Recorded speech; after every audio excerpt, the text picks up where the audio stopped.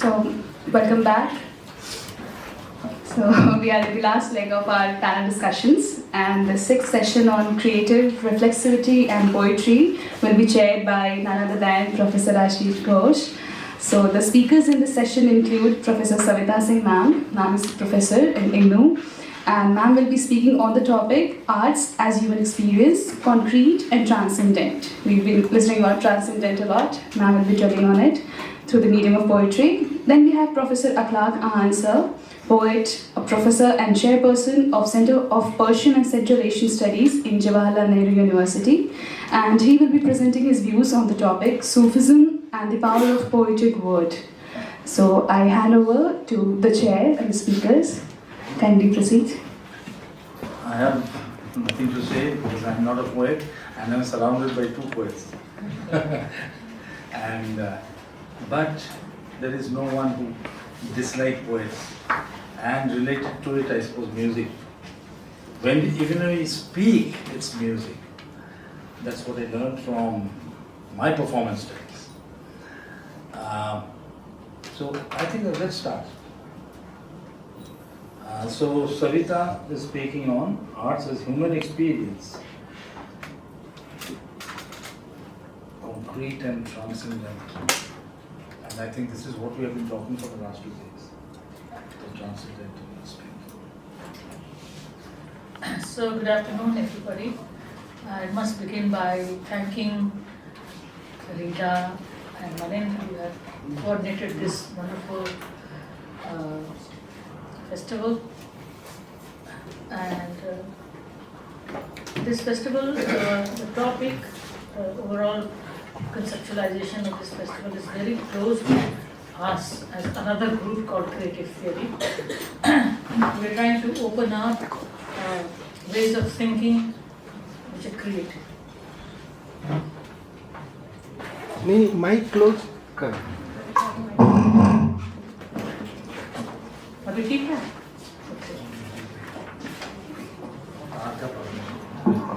Exactly वो तार पहले खींचना पड़ेगा बहुत नजदीक होने से हाँ अब ठीक है एकदम ठीक है So I became part of it precisely because of this, because we're constantly thinking about a process called creative theory. I call it a process because we are in the process of evolving this theoretical framework, and we've been trying very, very hard.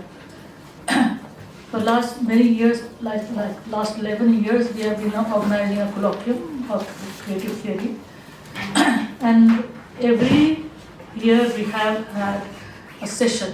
One session we keep on arts and literature, so that we know what is the latest development and trends in that field, which is basically directly a creative field.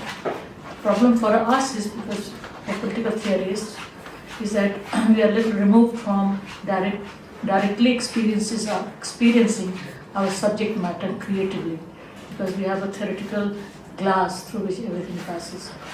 We want to make it into a mirror so that there is a reflection,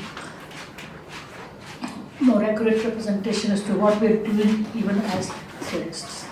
So with this little note, then Reela asked me to speak when she informed me that this is the overall thing. So I said, yes, I think the two aspects of any thinking, even basic thinking that we do, common sense thinking, there are two elements which are involved. One is something that is universal, something that is more expanded in terms of concepts, a kind of a bunch of concepts. We are always, even in one sentence, we use hundreds and hundreds of concepts. And which is the universal expanse of whatever immediately we are saying. And the second part is it's concrete situation, in the situation in which we are rooted. And now these are very philosophically discussed concepts. So let me, for our sake, because we don't have that much time, give you an understanding as to how thinking works for even an ordinary person. Then I'll come as to how it works for a consciously creative person. Not to say that ordinary people are not creative. creativity is everywhere. I think of Gramsci all the time when he says that everyone is creative. without creative potential, we will not even run our societies. That is why nobody can stop innovations. No society can stop innovation. Any society which tries to stop innovation actually declines. To their peril that they decline. Creativity is a process through which we go ahead all the time. So in my own situation, because I'm a poet, I want to reflect on a little bit on my experience as a poet, which is also I consider, Reela would maybe not agree with me, but poetry is the highest form of art. It's the highest form of articulation. We do articulate it through words, in words. Dancers articulate through their bhangima, their bodies, their eyes, expressions. Regular painters articulate themselves through colors, shades, and so on and so forth. But it's the same process. To a very large extent, it's the same process. So the thing is that when I'm writing a poem, I do not know what that poem is going to be like. I am not aware even of its structure, that is to its style, शिल्प जिसको कहते हैं, उसके बारे में भी मुझे नहीं पता है कि इसका क्या फॉर्म होने जा रहा है. Creativity is such a delightfully risky thing for anybody who wants to do something creative, because the last moment you do not know what is going to happen, and you are in the same boat as anybody else, except that you are beginning to create something. It's just that your awareness is of creating something consciously. Second thing is that when you are creating something, you are not just one person, say Savita Singh. If I'm talking about poetry, I mean to say at that time, that moment, I am so many other poets. They're all part of my consciousness. That is why when people ask me who is your favorite poet, that I try to avoid this question, because this is a question that does not respect the process of creating. You can have favorites, but you cannot say that this person is favorite and that person is not, because you are with all the poets and all the other languages in which you have read poetry. All those people are part of your consciousness. They constitute a life world. Somebody used this word in the last session, life world. Language itself is a life world. Language is not just not grammar. It's not just words and sentences. It's an entire world. It's a in a Heideggerian sense. Heidegger went into the depth of language by saying that it is equivalent to being. It is equivalent to our existence. It's like a home in which we are situated. It's like the air which we breathe. It's that kind of thing for us. So the concrete is linked intimately with the transcendent, with the universal. It is not that the concrete is different from the universal. It's not that you apply universal concepts to your concrete situation. It's already applied, meaning to say that you are part of a praxis. This is also very important to understand. Of course, you can be selective of some expressions which you might find agreeable, but all expressions are equally important. So our relationship, the concrete, is related to the transcendent in the sense that if you are in a situation where a lot of people are very selfish, and there is one person who is kind, the selfish person, if that selfish person shows an act of kindness, immediately you are in the process of transcendence. You transcend yourself. You transcend your nature. This kind of transcendence is like everyday activity. That's what I'm saying. Being kind in a capitalist society, not being competitive, is an act of transcendence for me. Being a compassionate person is being a transcendent person. It is for the ordinary, this is the ordinary way in which we relate our concreteness and transcendence. Philosophically, what is concrete is our context in which we are placed. Like we are placed in an Indian context. We are placed in a context where there are a variety of languages.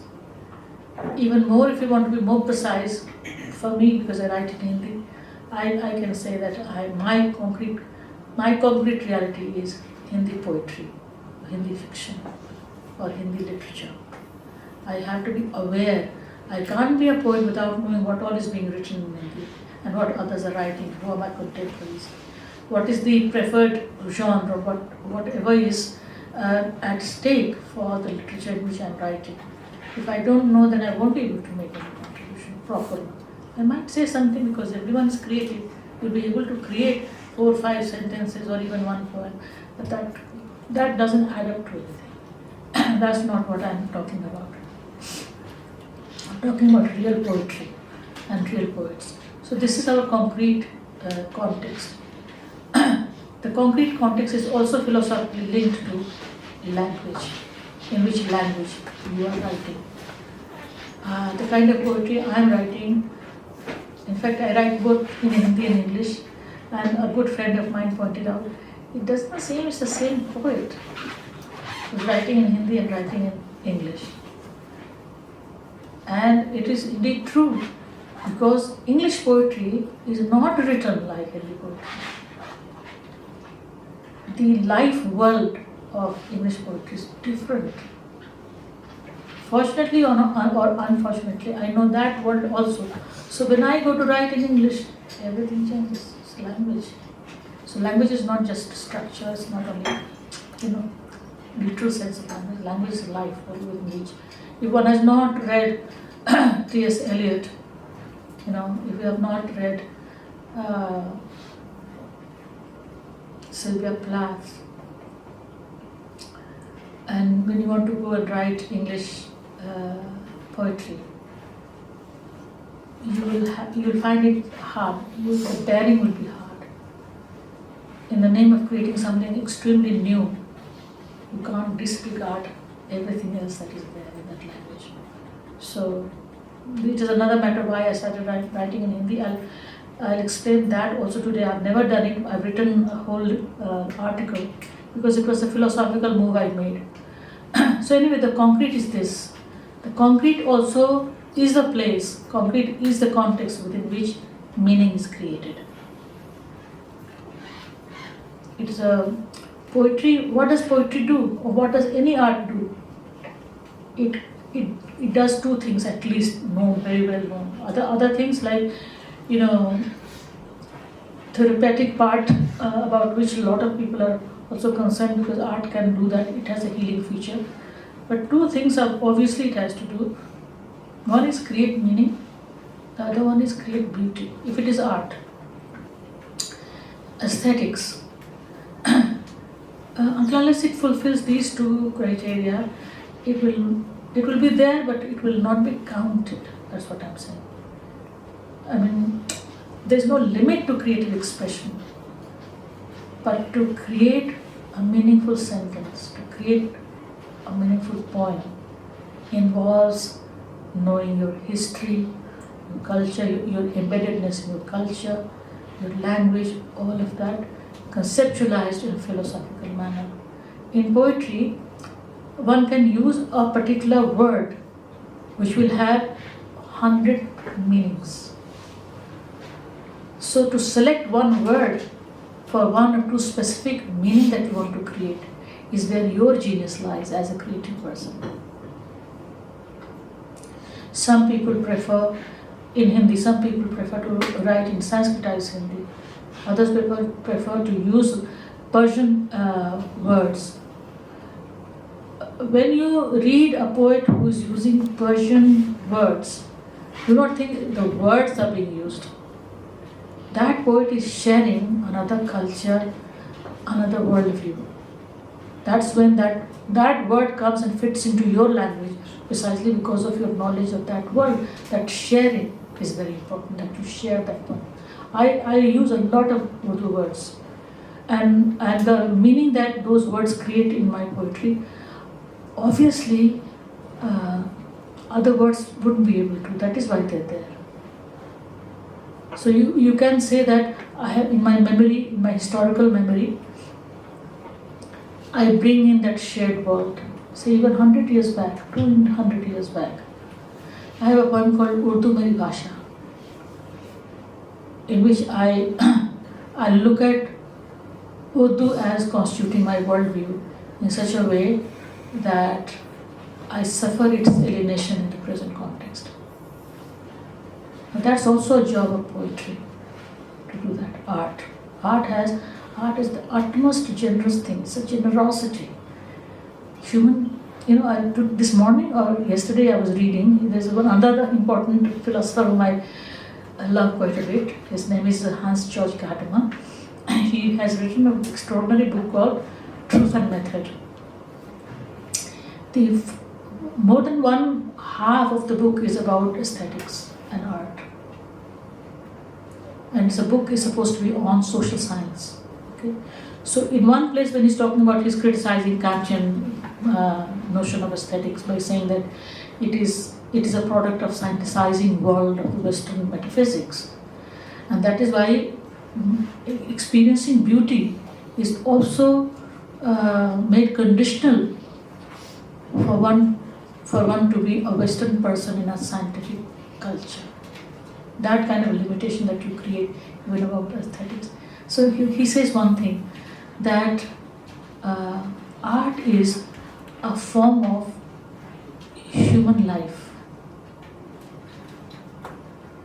A human being can choose to be itself, more itself, when it engages in creative activity, when it experiences art. So this is the thing I want to talk about, how to experience art. As I said already, it cannot be experienced just as a transcendent thing. You can't go back to 15,000 years back, 4,000 years back, and try to experience it. It will not become part of your experience, because it is not part of the worldview of your own today's context. Right? There's a whole lot of things that have happened. Off and on, when I go to all these ancient temples and all that and see the thing, I imagine the society might have been like that. But frankly speaking, I do not experience it as art. I experience it as ancient art of India. And to that extent, my understanding changes towards it. But today, to experience means to be located in a context where transcendent is not absent. So it is present only in that sense, in the sense that it's plenitude. It's present in the form of a plenitude, basically. It overflows. But what is there at the moment is a modern context. I write as a feminist poet, correct? I cannot say that all those sculptures made, when you go to Konark Temple or any of these other temples and you see various beautiful forms of women and men and their bodies, I can't say that they were feminists.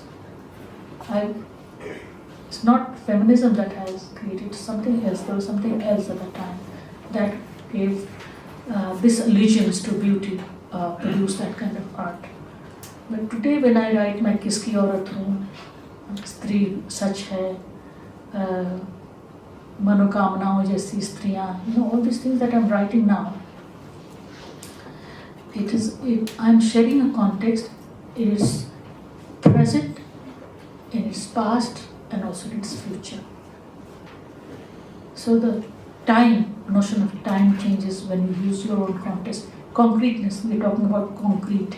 Concrete is present in that sense of, retaining a historical consciousness and a simultaneous opening to the future. Right? It's this kind of a thing that you're straddling. Like, how can I write as a feminist if I do not even pretend to have a sense of future, even if I don't know. I have to know that there is going to be a future for what I'm writing. I have to believe that there are going to be readers different from what they are today in the future for me. So the simultaneity of time, past, present and future is called, in hermeneutical language, it is called effectiveness of history. So that consciousness of effectiveness of history, that is why I'm against all kinds of positivistic understanding of anything. I'm not against science, because I think there are changing notions of science. Last time in September we had our colloquium on science and technology, and which talked about quantum consciousness. The quantum consciousness is not only a consciousness of the scientists or scientists all over the world, it's also the consciousness of those who are not scientists. It's a kind of consciousness within which the possibility of constant change, possibility of great changes are accepted. They're like the diversity of the world in which we live is accepted. So the quantum consciousness is against any positivistic understanding of science which talks about fixed laws and fixed time and fixed concepts as if they don't. So the Newtonian world is not the scientific world anymore. It's the quantum world, that is quantum consciousness, which informs today's notion of science. Even quantum view is being criticized by a number of scientists. We are not discussing that here. But what I mean to say is that there is a confluence that is going on today as we are evolving or as we are changing through various kinds of conceptualizations of art, literature, science, and there is a confluence at the moment where we are flowing in that confluence together. So today's poetry, today's art, today's dance will become meaningful when it changes its form, when it weaves in some more meaning into its expressions. That's when the newness, the innovation, the creativity is by definition innovative. You can recreate. Recreation is also possible. You can recreate the old structures. But creativity, that we're talking about today, is bound to create something new. And any artist has to take the risk. It can challenge the best preserved ideas of your culture, of your family, of your country. You have to risk that. If you stop it, then it's not art. It's not artistic way of thinking or artistic way of being. You must have studied a lot of artists who led their lives recklessly. You might think that they are leading a reckless life. They're not flowing with the dominant notions of society and all that. They are slightly different. It's because this newness challenges them to rebel, allows them, propels them to be different. It can go very far. Sometimes they go to the level of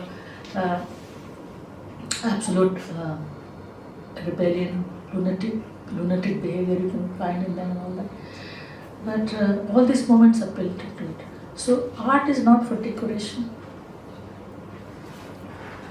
Art is not for enjoyment, just enjoyment. Art is not open only to commodification. Art is not a simple way of being. It has its complexity, all the complexities I've mentioned. Art is for being in a certain way, in a certain period of time. And this being, there are two notions of being, one with big B, one with small b.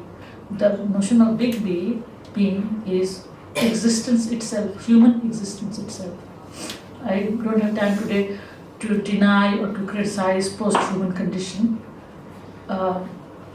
in which this notion, they call it metaphysical notion, big B, that existence is something. For me and for an artist, existence is an openness to understanding, and it's always in a condition of potentiality. It's the potential way of being. In German philosophy, you have a concept called Bildung, and most of them have used it, like Hegel has used it. All the hermeneutical thinkers have used it. Gadamer, I'm talking about, he has used it. Because it is something that knowledge is not prior to being. So knowledge cannot define everything about our existence. It will always have a limitation. By definition, if you change the position that they're in. Knowledge does not create being. Being creates knowledge. Knowledge is within the being. So if you take this position, which I take, even as a poet, which means that there are infinite possibilities for me to write poetry which will be different from each other. All my collections are different from each other. It's the same person who's writing it.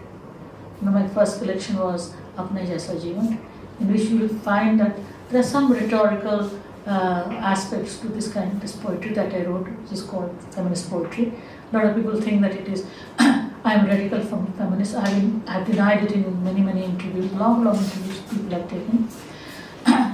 Then I wrote Neenthi or Rathi, in which I cultivated a specific language in which I can write my poetry as a feminist. Third one was Swapna Samay, in which I actually developed feminist shilp style. Then I reflected on feminine desire, notions of love and death, all these concepts.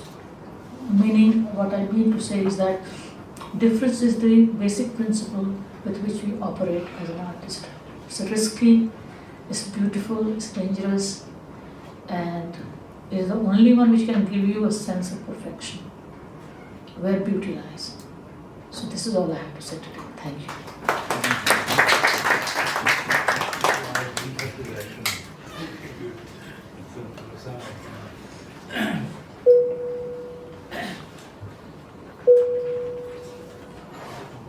Okay. The chair, Manindra ji, Savita ji, friends. I have been asked to talk about Sufism vis-a-vis poetry. So first of all, I will be talking on poetry.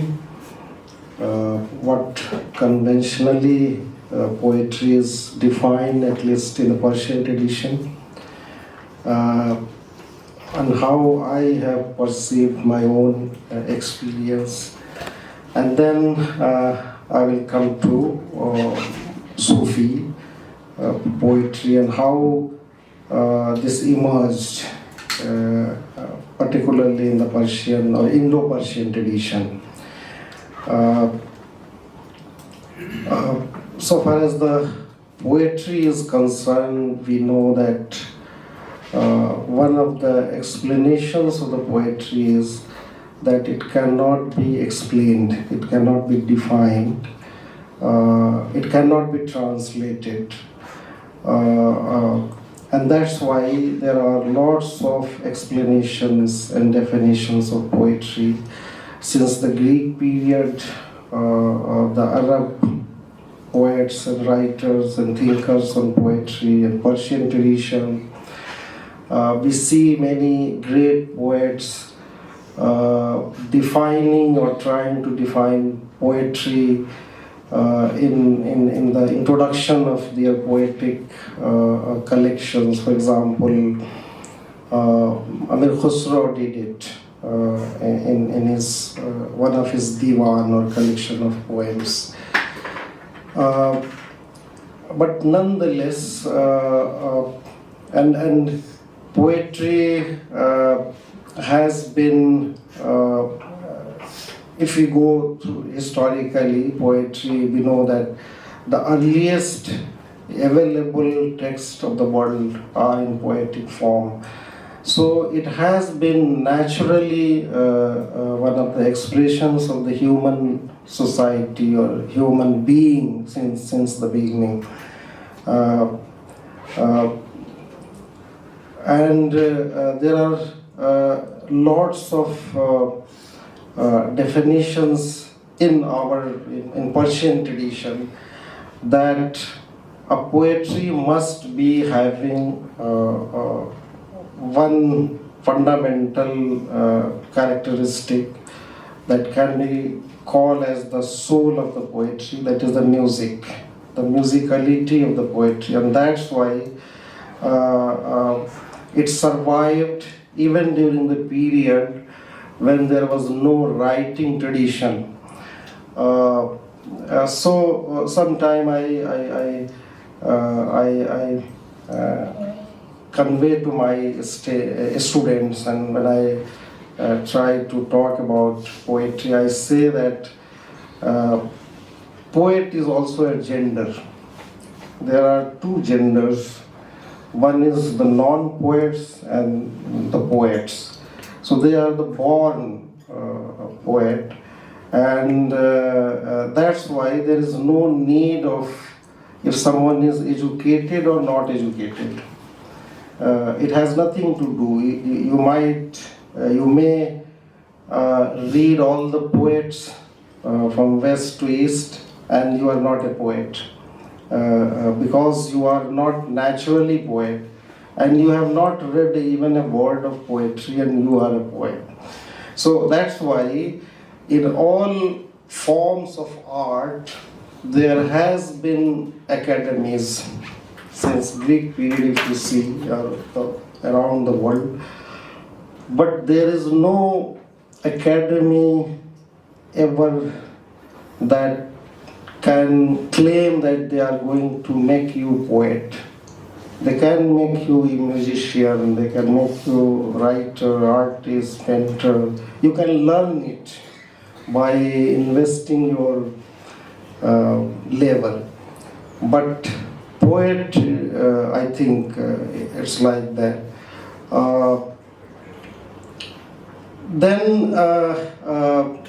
And that's why poetry also reflects, since it is my personal experience, and I have read like Rumi when I read, and then the way he used to compose poetry, the way it is described by his students, it's a kind of trance in which you create poetry. So sometime when I see my own poetry, and if someone say that you can recreate the same kind of poetry, I cannot, because once it is done, it will not be created in the same way. I also give one example that a poem or a poetic piece is like tears. A tear comes to your eyes. It is a reaction, certainly a kind of internal reaction that is translated into tears. But the kind of content a drop of tear has can be created into love also, but that is not a tear. Okay. So poetry is that, and since it is a natural expression of individuals vis-a-vis, there has been also the trend, and it is in the contemporary world and also in the classical time, that people do follow, do copy the stylist, the existing or prevalent style, and therefore it reflects the epistemic, the cultural, the civilizational mood of an era, a time, a civilization, a society. For instance, in Persian poetry, when it it came out as a movement of the assertion of Iranians against the Arabic civilization. Because in the beginning, in the 8th and 9th century in the Persian world, people used to write in Arabic because Arabs were the victors and their influence was massive. Also because they had adopted the Arabs' religion. But after 2 centuries, there is a kind of assertion emerging in the Indo-Persian world that is also known as Khorasan, that consists northwestern part of Iran, the northwestern part of India, Afghanistan and Central Asia. So that became the center of the assertion of Iranian identity and Iranian literature and language. So it was a kind of political and cultural movement, and that creates a poet like, a representative poet like Firdausi, who composed the magnum opus epic Shahnama. And at the last of the Shahnama he says, Basi ranj burdam darin salisi. Yani I have gone through a lot of pain during these 30 years. Ajam zinde kardam within Parsi. But fortunately I have been successful in saving, in preserving Persian poetry and Persian language. And Arabs used to call non-Arabs as Ajam. Ajam means dumb, means they do not know poetry, they do not know literature. So he asserts, and this trend of assertion, nationalistic assertion that comes with the stylistics of the epic Razm in the following almost more than 100 years. Then comes the devastating attack of Mongols. Okay, and we see that all these centers of civilization, Persian, Arabic, or Asian civilization, whether Samarkand, Bukhara, Ghazni, Balkh, Nishapur, Isfahan, Baghdad. Baghdad used to be the great center of knowledge where we had Indian Pandits and Greek tradition there. But these all centers totally devastated during the 50 years of 13th century, 11th and 13th century. And then we see a whole change of mood in this whole area. And all the intellectuals, academicians, great scholars, many of them migrated to Delhi. Delhi became a center. We see people like Amir Khusro and Hassan Dehlvi and Chirag Dehlvi and many others emerging here. And similarly, it was a kind of mass depression that was happening in the whole this part of the world. So these intellectuals emerged as a healer, the people, as well as the counselors, and many of them were great poets. We know the great poet like Rumi and Saadi and Amir Khusro and many others. And since they also realized the real situation that this part of the world was going on, not from only because of the material devastation, but at the level of intellectual or maybe spiritual. So, for example, Rumi says, "Har keu," and he says about the agony of knowing. For example, if a person is more aware, he bears more agony. So his poetry is full of that. For example, at one place he says that har keu agah tar purdar tar. The one who is more aware is more in pain. Har keu bedar tar rukhzar tar. The one who is more awakened, his face is more elvish. So that kind of thing, and then they see it as a decline of humanity, the failure of the human society, and the poetry is now created, and that is called as the Sufi poetry or the Sufi movement.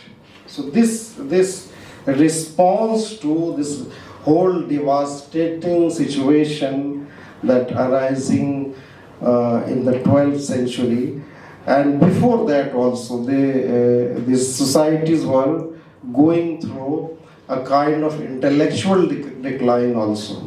So that response became, in a way, the Sufi movement, and the poetry. The Sufi poetry we can understand with this historical background. Even in India, that for example, Amir Khusro, and for example, there is one very interesting Sufi poet, Allah Das, Abdul Quddus Gangohi. He composes poetry in the typical Indian or maybe Sanatani etymological terms, and engages with the local people.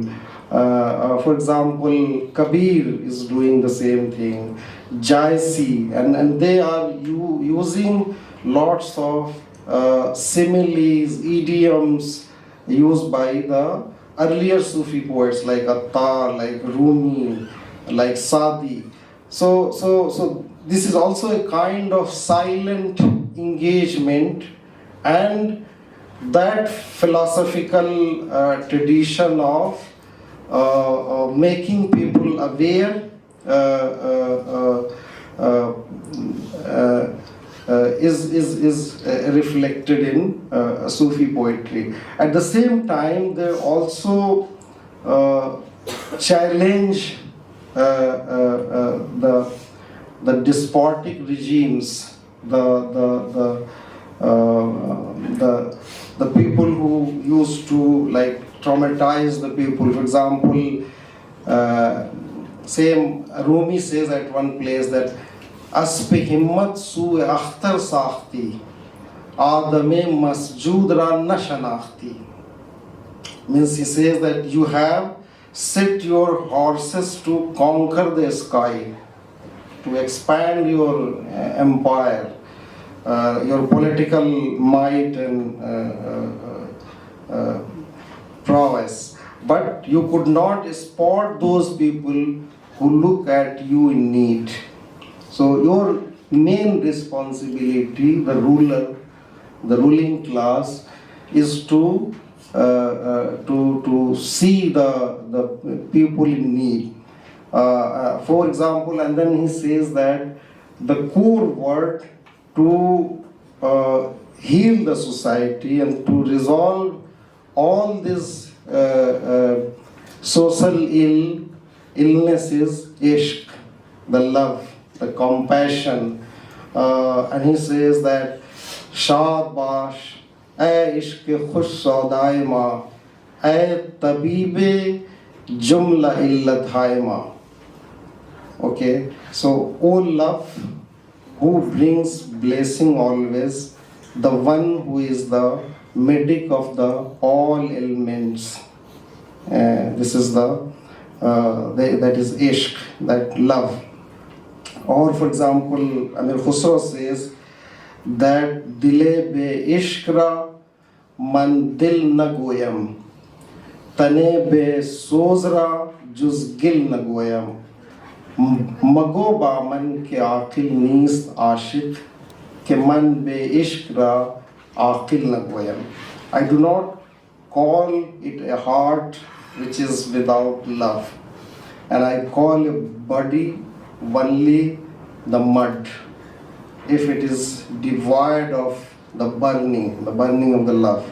Do not tell me that a lover is not wise, as I do not call wise the one who lacks love. So this one feeling or emotion that goes beyond any kind of identity, that looks at whole human society as one. So this was, I think, the response of the Sufis towards the existing issues of the society. Today, the same kind of problem the human society is facing. But we do not have such kind of spiritual, intellectual, or artistic response, the kind of response we see in 12th and 13th and 14th century. And I think it is responsibility of the poets, the philosophers, the artists at the global level to respond in the way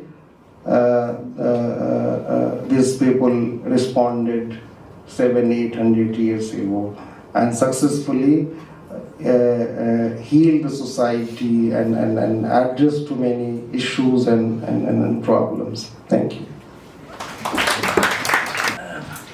I'm reminded, as you said, that poetry cannot be written by me, right? I think Thakur used to say that he never said that I wrote it. It comes. Now, this coming is very important. But then coming where? Why it doesn't come to me? Why it comes to someone here or here? I think, yes, one has to have that inherent quality, and also poets have always seen somewhere a reservoir of knowledge. When you read Kabir, or I'm currently working on Saint Ram Prasad, they have been turned into a sort of, what do you call it, blind bhakti or whatever. But when you go inside, you find the wealth. And he's talking, I think what we have been talking for 2 days, they have been saying the same, how to transcend. And transcendence comes in the form of subject-object. वो एक है, लेकिन वो एक से तो चलता नहीं, unless विदा विभक्त होता है. Unless the creation is happening, how do I play? You know, these are the themes which have been coming again and again. So, I think this temporal aspect is very important also. As you said, that's why Sufi came suddenly. It's not Sufi. I at times wonder why certain things happening globally from 12th century onwards. Protestantism, Sufism, and Bhakti. And there is one common factor in all of them. The direct connection, communion. No middleman. It's my direct communion with one. Are we losing that tradition? And poet, we have also said, that's how somehow poets are knowledgeable people, ज्ञानी है, लेकिन ज्ञान से परे कैसे चले जाते हैं? How to become visionaries? Often it is said that poets are visionaries. So they're the knowledge creators also, as you said, that their duty has become, they have been trying to intervene in the society and making people aware and also challenge discourse in very subtle ways. How they have been doing, and you are raising why it is not happening today. बिल्कुल नहीं हो रहा, ये भी नहीं कह सकते, but not as a movement. Neither globally nor nationally. It might be happening at individual cases here and there. तो वो कहाँ है? This is the these are the few questions that came to my mind. I think it's all up to you, please. I think there can be many questions. Questions of triggering thoughts and even some observations. Ashish, I just want to make one small addition. About in terms of arts and ideas, when it is happening, you do not know it as it is happening as a movement. It continuously happens. I can tell you about Hindi literature, feminist writing, Dalit writing, and Adivasi writing that's taking place in Hindi is no less than a movement or movements. It's hugely radical, impacting Hindi literature so much that today the center of this literature is not recognizable as it was even 20 years ago. It's this kind of pulsating creativity that is present in this literature today. I can only tell you this. Yeah, it happens on its own, and yeah, we have excellent people, interventionists. So, Gadar, you have been talking yesterday. Sabdar has been mentioned in theatre. And many people have been doing that. There is one thing I see, she rightly says that there's a lot of writing being done. But one thing that we have come across as a civilization, for example, we have many languages, Hindi, Urdu, Punjabi, Bangla, but somehow the new generation, particularly during the last 30 years, 35 years, they are somehow disconnected with their mother tongue and mother tongue's literature. Okay. For instance, English is a medium of instruction in schools and everywhere in universities. Even a mediocre writing comes into English, and it goes into lakhs and millions. In Hindi, a top rate poet, writer, novelist writes. In Hindi exactly I do not know, but in Urdu I see in many languages. The new generation is not reading.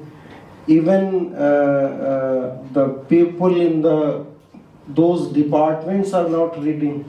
So there is one thing that this disconnect is with the literature being created in the Indian languages. Second, there is a kind of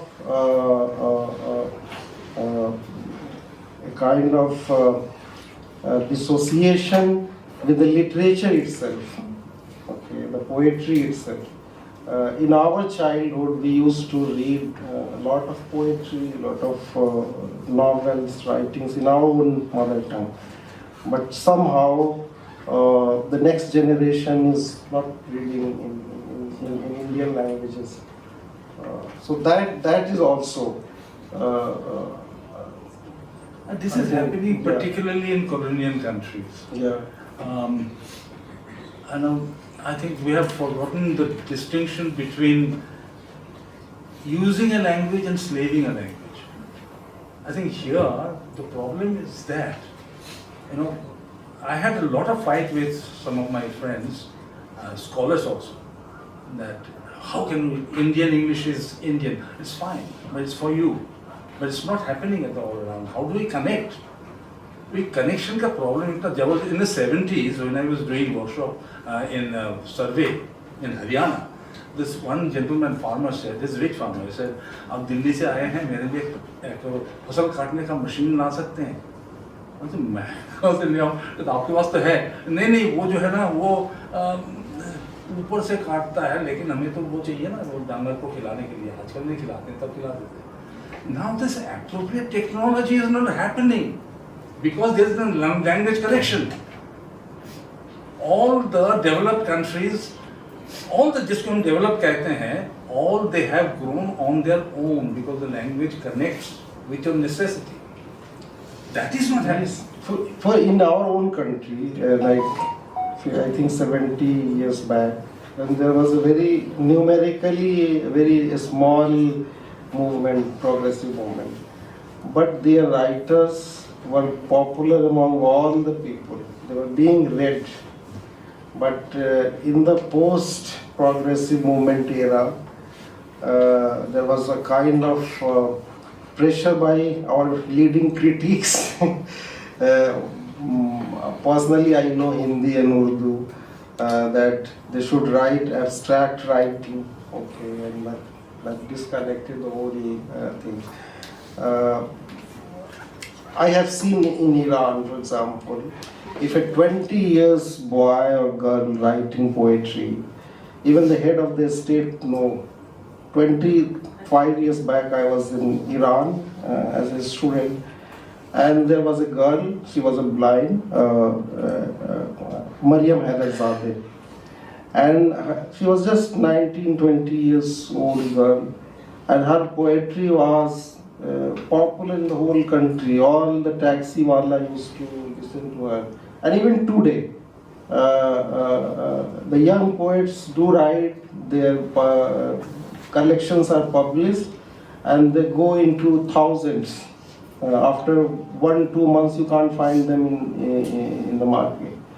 So I find such societies from this perspective very strong, very vibrant.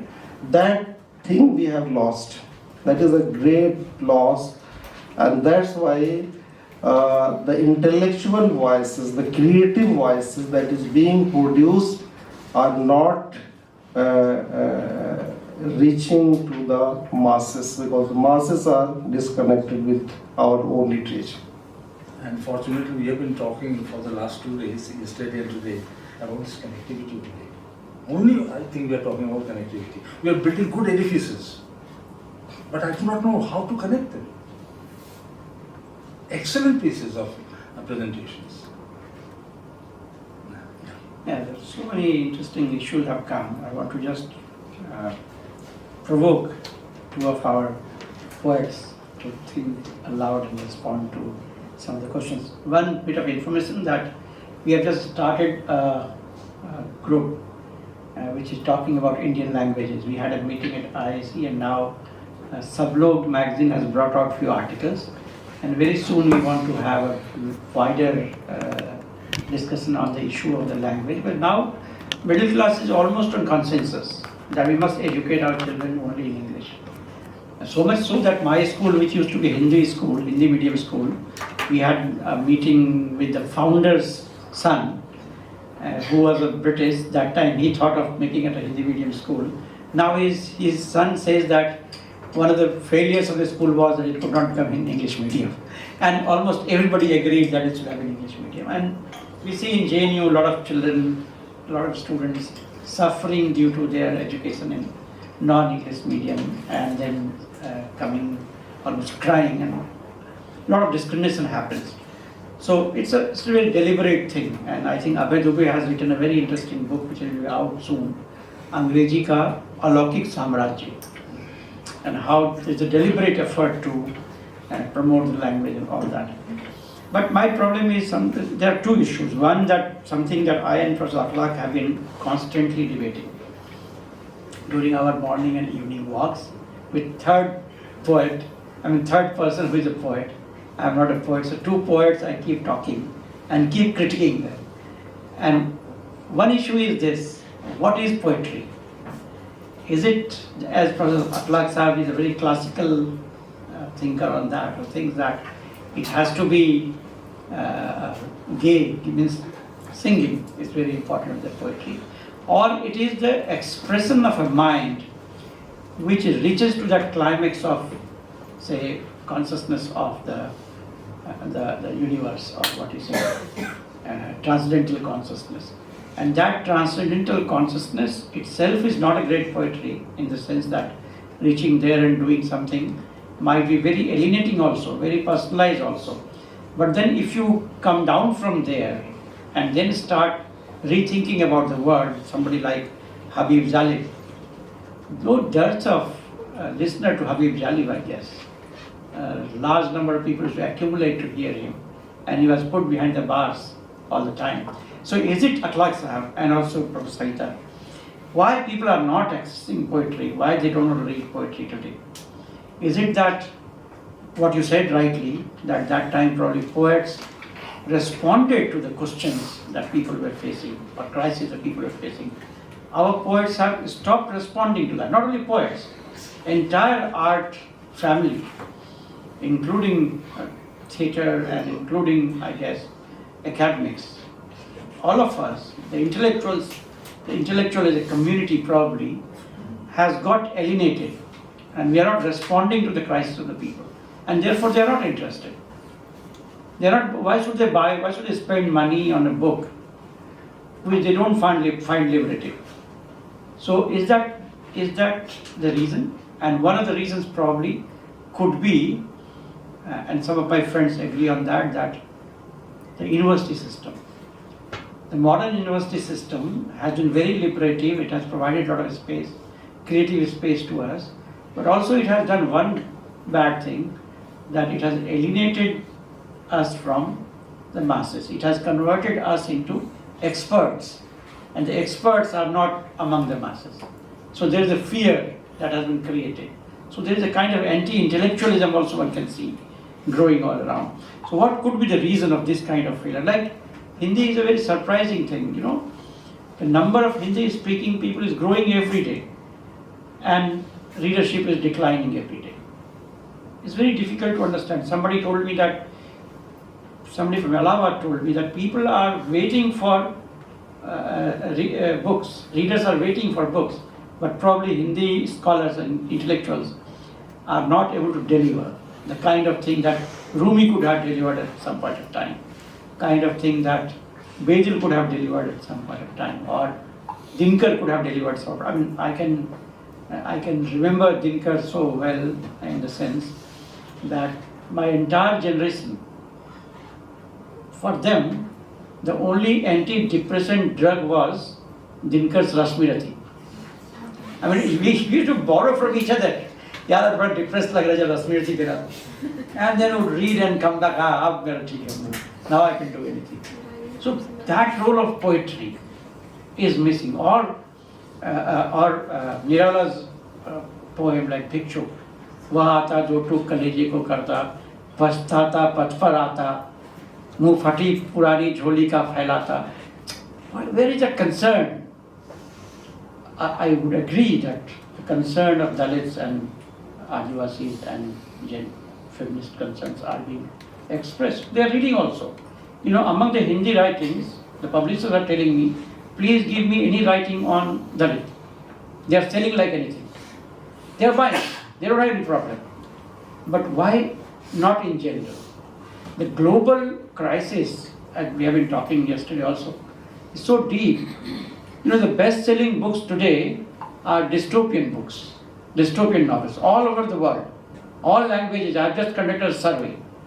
1975, some book was published in French, a flop book, reprinted in 2016, became a bestseller, a dystopian novel.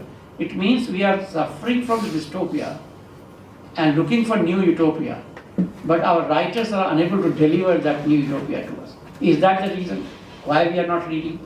Why we don't want to get into it?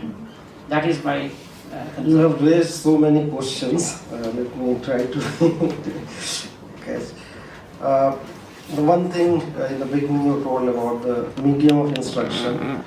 Personally, I don't feel or find it's problematic if someone is pursuing education in English medium or any other medium. What we have forgot or missed to understand is that besides languages, knowledge or whatsoever, there is something called our cultural taste. So, for example, we use kurta pajama, we eat biryani, idli, dosa, whatsoever. We listen to qawwali, classical music. Similarly, poetry, literature is also part of our zauq, our cultural taste.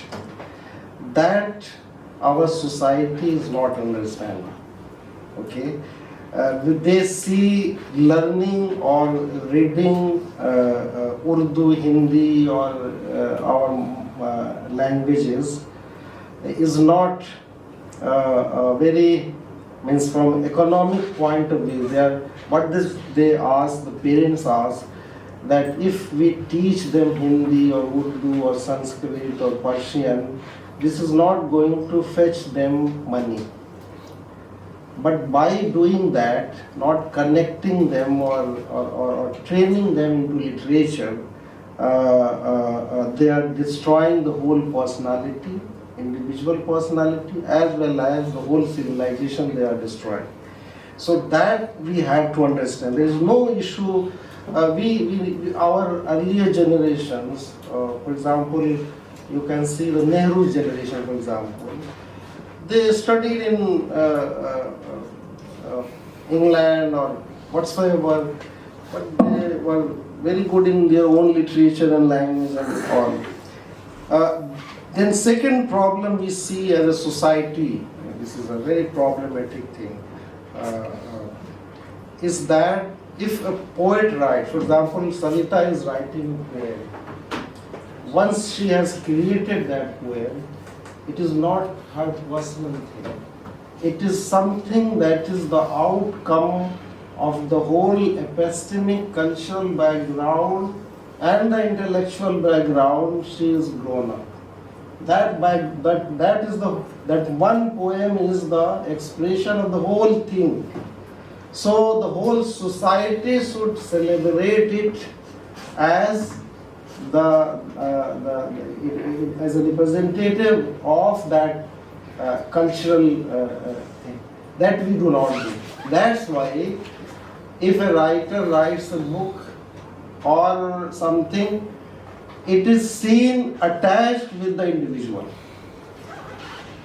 It is not seen as a representative of that literature, that language, that we see in the grown-up societies. That was the culture of our own society many years. We don't. That should not happen. That is a very bad thing, and that is also harming things. Okay.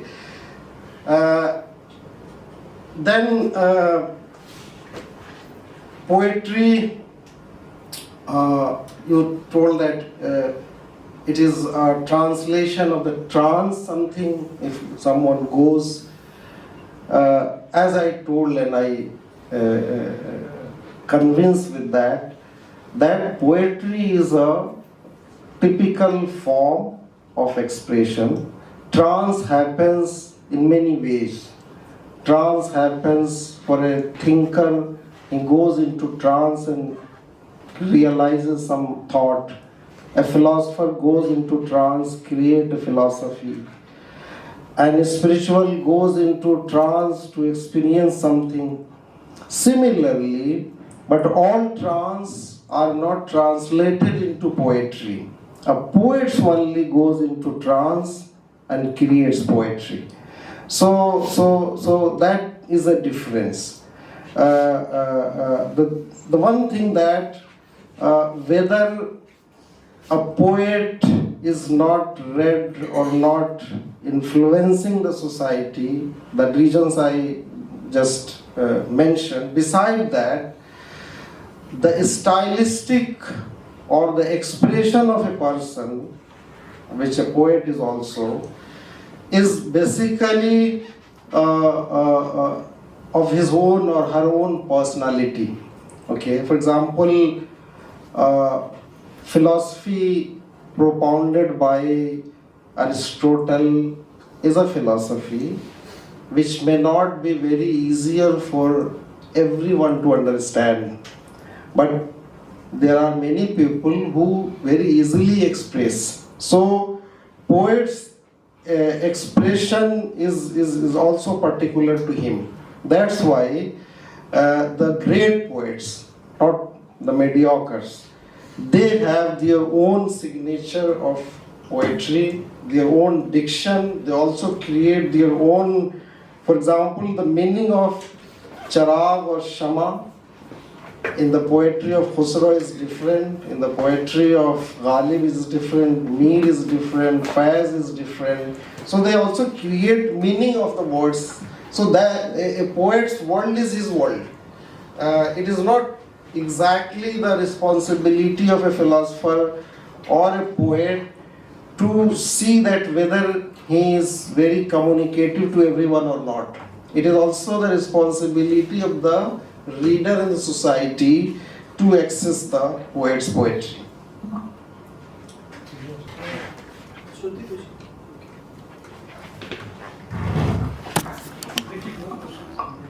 Hello everyone, this is Shruti and I am from CPS JNU. It was very good to listen to you all. My question basically is from Savita ma'am. Ma'am, as you said that poetry is the highest form of art or creativity. So isn't it this statement is creating a sense of dominance or hierarchy? Like whenever we say that one thing is highest, then it automatically means that other forms are lower. Like instead of bifurcating between the forms of art, we can have a more interwoven or interconnected methodology. Like I basically belong to Awadh region, and there is a basically in local language is known as a natak or nautanki, in which there is a local theatre in which on the verses of poem itself some people portray that story, like basically the two princes of Ala and Udal. So is it relevant, or at what extent it is relevant to say one form of art as highest and the other not? Like your views on it?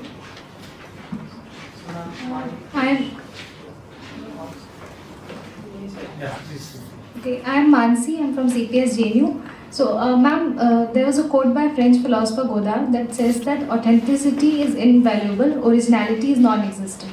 Then how would you reply to employing creativity and innovativeness in poetry, especially in response to the blame that goes against lack of creativity, or using the similar symbolism against young poets?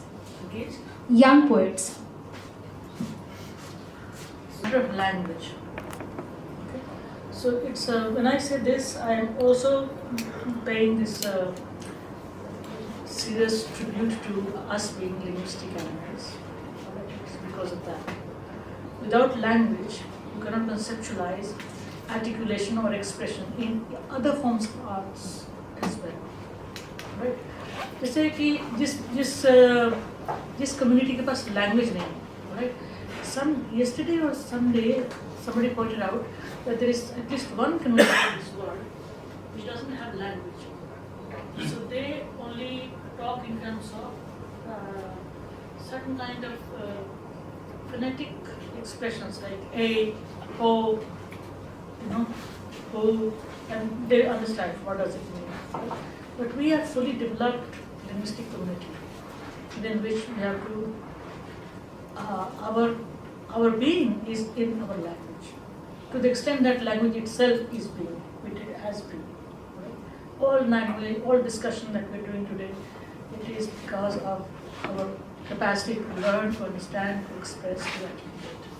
It's because of this. So language, it is because of this that I said. Because if you go back to our own texts, Vedas now, they are all written in poetic forms. The highest ideas expressed in that.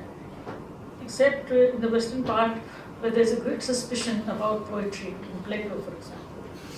In every other philosopher you find, his own disciple Aristotle wrote an entire book on poetics. So it is because of that our capacity as linguistic beings and our great tradition of creating beauty time and again through articulation. It's because of that I say no sense of hierarchy is here. All right. I mean, I wouldn't consider a painter as lower in any form of being than a poet. That's not what is meant. First thing. Second thing is I wanted to respond to Manindra's some misdescriptions of the situation. Right. It's very important that we use very measured analysis when we are talking about poetry, culture, literature. Not to say that he's not, but there are certain things about which he's aggrieved, and that is what I want to discuss today. First of all, you have to, as I said, you have to understand the context within which you are discussing, or you're trying to understand, or you are trying to create. The context within which we are placed is a context where capital has acquired a value that overrides all other values, including that of beauty. Even if you are a hedonist,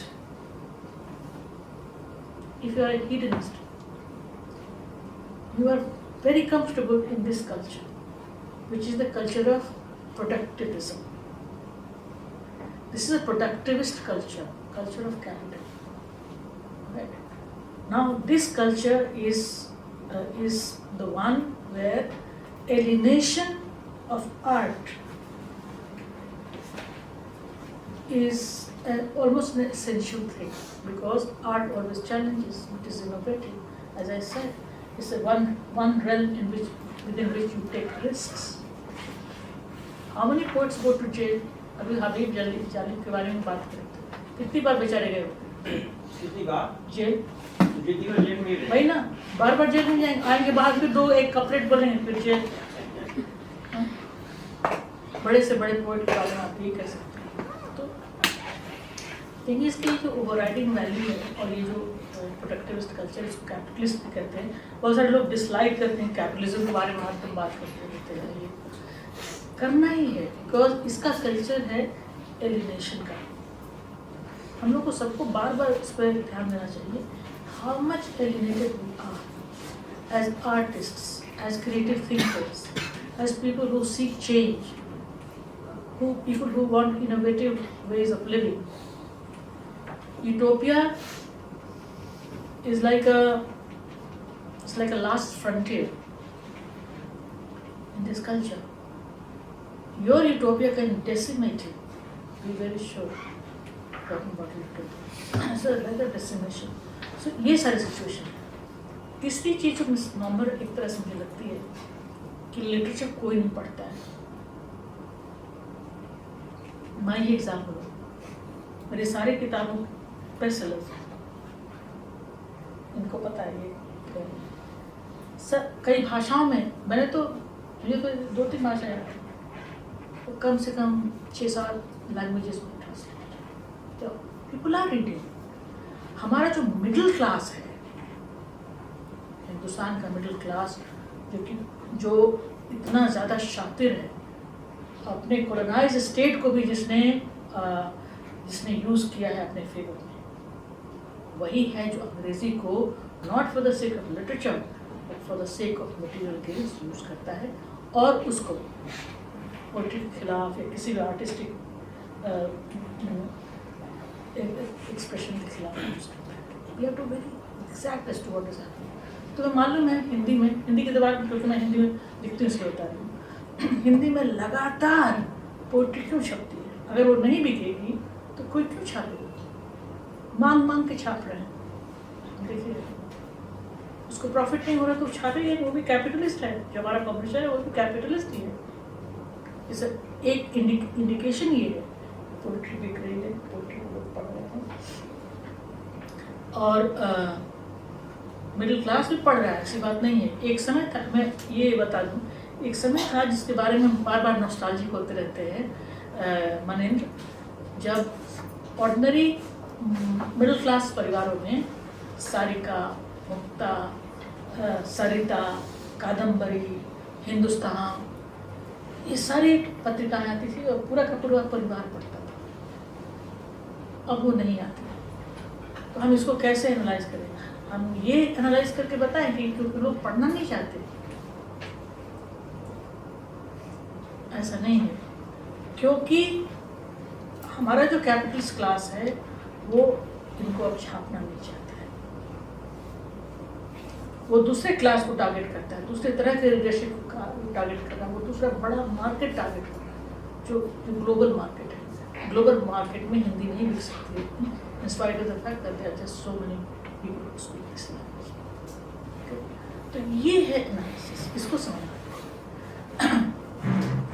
तीसरी चीज़ जो मैं कहना चाहती, जो आपने सवाल किया ना हाइडेगर के बारे में, देखिए हाइडेगर ने ये सब सोचना कब शुरू किया था? जब वहाँ पे प्री फैसिज्म का दौर था और उसके बाद फैसिज्म आया और उसके बाद 40s में उन्होंने खास करके लैंग्वेज पर लिखा है ना। अब उस पीरियड को आप किसी भी टेक्स्ट को, किसी भी आइडिया पर एनालाइज करना, आप उसके कॉन्टेक्स्ट में जाइए, कहाँ से वो आइडिया आ रहा है, किस तरह से आ रहा है। अंत में हाइडेगर का ये कहना था, we have to go back our origins, और वहाँ पे जाकर फिर वो कहते हैं कि we have to think again. Thinking again means another language, we need another language of philosophy, of literature, poetry. And again he also says it is the poetic element of human existence which needs to be invoked, because that is the only thing that will save us. And this he said precisely because the entire fascist understanding of the world was inspired by positivistic notion of science. So you have to place that with that to be able to understand where there are gaps, why there are gaps. Why does he think after doing such a great philosophy? Heidegger अपने peak पर थे जब उन्होंने being and time लिखा, उसके बाद वो जाकर लैंग्वेज पर मेडिटेट करते हैं, precisely for this reason that he thought that science in the form that had grown in Europe at that time was basically promoting nothing but one rationality, which is instrumental rationality, which consciously does not think that language is anything great.